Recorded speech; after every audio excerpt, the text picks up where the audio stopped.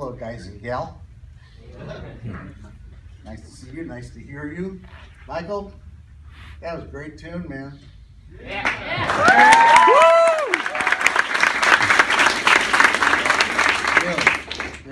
Really nice, and some good playing. The first tune that we did, were you guys kind of like a little hyper nervous? I wasn't sure if you were gonna make it through or not, because I could see the pain in your face. But you came back miraculous. You know, so that's a really good thing. You know, sometimes adversity happens, and you know, if you didn't warm up enough, or just momentary lapse of focus or whatever. But yeah, there were a lot of good things. One of the things in that first tune, there were a lot of things in that first tune. The trading between the drums and the bass was really kind of hairy, right? It was very nervous. A couple of times the beat got turned around. So you guys got to be really super careful of where you are in the tune, in the form. I think one thing about that, you traded twos, I think, right? It started off that way. Yeah. And then, if you can play the tune through the melody of the tune, the bass, and you can play too on the drums. Then you branch out from there. You say add a few notes around the melody.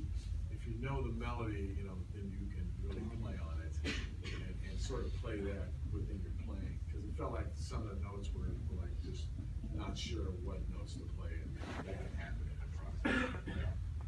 You all internalize the changes on that first tune, because I think toward the end of your solo, you weren't exactly sure if that was a tag or whatever. So yeah, if you can hear the tune in your head while you're playing it, it just makes it much easier to not have those kind of slip-ups. Especially tunes that you're not familiar with, or those last two tunes felt like, yeah. Oh, it was a different band. It was a completely different group, the last two tunes. You sounded much more confident about your material and the way that you approached playing. And that's what you want to kind of look at.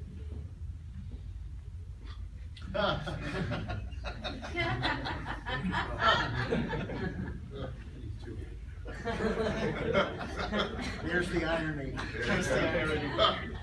No, I thought that the playing was very good. I have never had that drum happen to me on the trumpet before. Yeah, that happens, and you just shake it off. There was a very famous trumpet player that played principal with the London Symphony, all the Indiana Jones movies, the earlier ones. His name was Maurice Murphy, and he made these great mouthpieces, which I still play.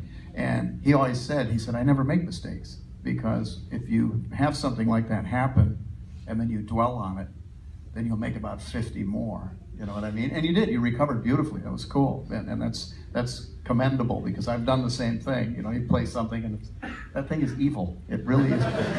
It can make mistakes just sitting there. That flugelhorn just sitting there can make a mistake all by itself without even putting any air through the doggone thing.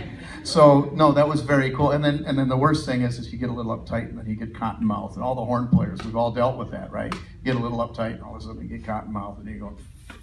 So that was very cool. Yeah, I really enjoyed the band's playing and the musicianship, and I think it's so cool that everything's memorized, because you get your face out of the music, and the interaction between the members of the band is much better. Just because you establish eye contact with somebody doesn't mean you're in love or something, but it does help you play together better, because on drums too, because you're looking and you're seeing, if you see one of the horn players and they take a huge breath and they look like they're gonna lay something out there, you're ready, you're locked and loaded. That makes a huge difference. Try to be just a little more consistent digging in. Your tone was really nice about 85% of the time, and every once in a while I'd look and then you had slipped into, do you play an orchestra too? You slipped from jazz bass to pizzicato a couple of times, and I'm going, hey, where'd the bass go? And then I looked, and there's your right hand coming around doing pizzicato instead of digging in, and I noticed that. So just to keep that nice consistent tone. And your pitch was very good, which you of course you play a big fingerboard with nothing on it. There's no frets on that thing, but you did a nice job. Here, Bob, your turn. I thought you guys did a great job. I really like the fact that you didn't use the music, the sheets, you're up here playing, and the enthusiasm, like I said, on the last two tunes was infectious.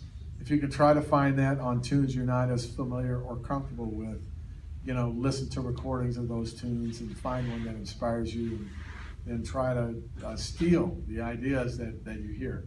That's what I've done throughout my career. Just, it helps me a lot to take things, to transcribe things, to take things come to from my house anymore because he steals. Yeah, stuff. still. But it's really, that'll help you a lot with those types of things. That's what it felt like to me, like you guys weren't nearly as comfortable. The front line wasn't as together, but the second two tunes were just really outstanding and really made me want to dance. That last tune was really fun too. So keep on doing it. Can't dance. I can dance really well, let me tell you that. I'll show you later. Anyway, nice job, you guys. Thank you very much. Thank you. We hope you're all still enjoying the 26th Purdue Jazz Festival. There is a clinic on jazz performance development starting in about 6 minutes in the East and West faculty.